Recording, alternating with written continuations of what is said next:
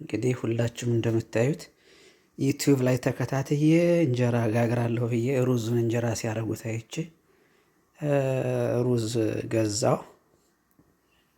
እዚያ አቡክቸው ወደ 5 ቀኑ ነው እና ስጋግረው ምን እንደመሰለ እዩት። ታሪኩ ብዙ ነው። ይኸው እንግዲህ እዩት ምን እንደሚመስል። አሁን ይሄ ምኑ ይበላል? የእህል ነው ወይስ ምንድን ነው ይሄ? እና እንዴት አድርጋችሁ እንደምትጋግሩት እኔ አላውቅም፣ ግን ስታዩት እህልም አይመስልም። እውነት ለመናገር እህል አይመስልም። እዩት አሁን ይሄ እዩት የሚመስለው ሊጥ ነው። ያቃጥላል። እዩት ምን እንደሚመስል። በስመ አብ ወወልድ ወመንፈስ ቅዱስ። እና ያው ምንም ማድረግ አልችልም። ሊጡ ብዙ ነው ያወካሁት። አበሴት በዩቲዩብ በደንብ ነበር የተከታተልኩ። አሁን ሊጡን ብዛቱን እዩት። ብዙ ሊጥ ነው ያለ። እንደው እንጃ ወደ 40 እንጀራ ይሆናል በዚህ መጥበሻ። እና ምን ማድረግ አልችልም። ምንም በቃ አሁን ይሄን መብላት በሽታ ነው ራሱ በሽታ። እና እዩት የሚመስለው ብታዩት ያስፈራል። እዩት የሚመስለው ሽታው ራሱ አያስቀርብም።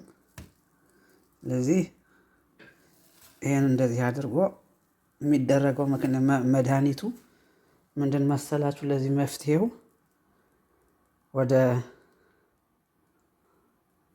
ለዚህ ያው መፍትሄው እንግዲህ ያው እንደምታዩት አስቸጋሪ ነው። እንግዲህ ቆንጆ እንጀራ መጋገሪያ ነበረች። ሽታው ግን ወረዴ ተበላሽቷል። ሊጡ ብዙ ነው ራሱ በዚህ ነበር። አራ እንዴት አድርጌ በዚህና በጣም ያስጠላል። የሚገርማችሁ ነገር እና እስከ ስራው እየመጥቻውን ጋግሬ እንጀራ አምሮኛል ብዬ ጋግሬ ልበላ ነበረ። አልሆነም እንግዲህ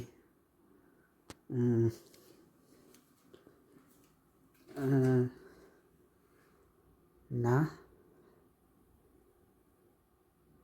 ስለዚህ ምን አሰብክ የምትሉኝ ከሆነ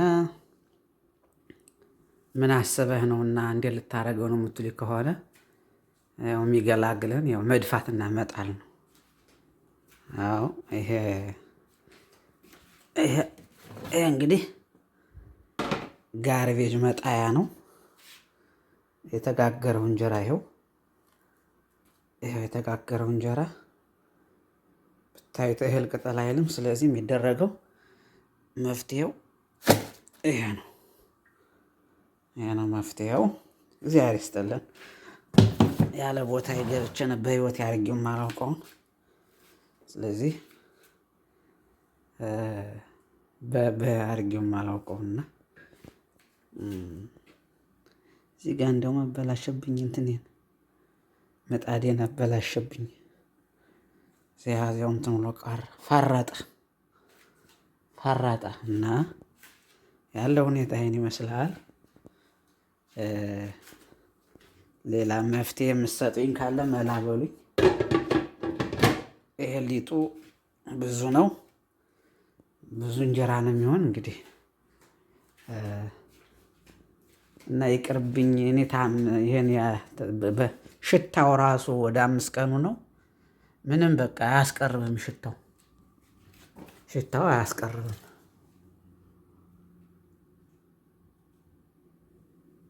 እና ያለው ሁኔታ ይሄን ይመስላል እላችኋለሁ። በዚያውም ሀገራችንን ላሳያችሁ።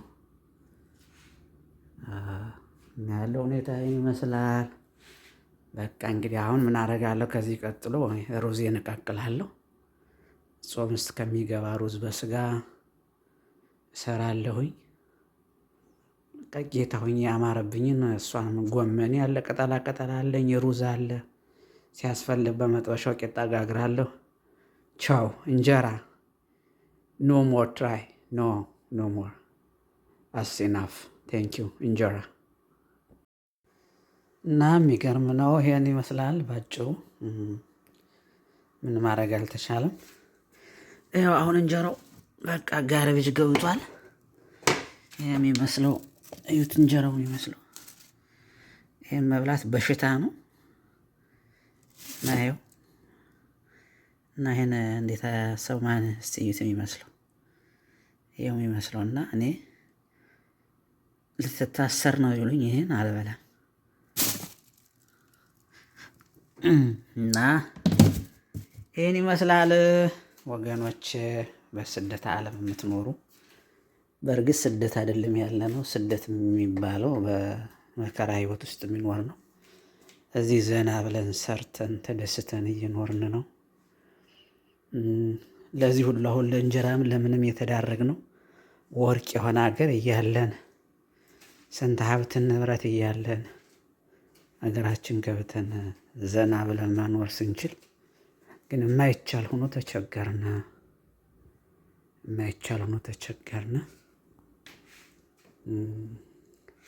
እዚህ ሀገር ላይ ምን የምታዩት ነገር የለ፣ ምን የለ ኮሽ የሚል የለም። የሰው ልጅ 24 ሰዓት ቢሄድ ካልደከመው 24 ሰዓት ቢሰራ፣ ሀገራችን ደግሞ በየቀኑ የጥይት ድምፅ እየሰማን መኖር አልተቻለም። ያው ቤት እያለን ጥሩ ላይፍ እያለን እኛ በገነባ ነው እኛ በሰራ ነው ሰዎች ቤተሰብ ተደስቶ እየኖረ እኛ ግን እንደገና ተመልሰን ስደተኛ ሆነን እንኖራለን። እና ያለው ሁኔታ ይሄን ይመስላል ለማለት ፈልጌ ነው። ቴንኪው ተመልካቾቻችን፣ አመሰግናለሁ። እንዴት አድርጌ መጋገር እንዳለብኝ እስኪ መላ በሉኝ፣ መልእክት ላኩልኝ። ውሃ ፍልቼ ጨምሬያለሁ። እንዲያውም ጓጉሎ ጠጠር ሆኖ ከሊጥ ውስጥ እጄን ገብቼ ወደ 30 ደቂቃ ይሆናል ስመርጥ የቆየሁት እንዳለ።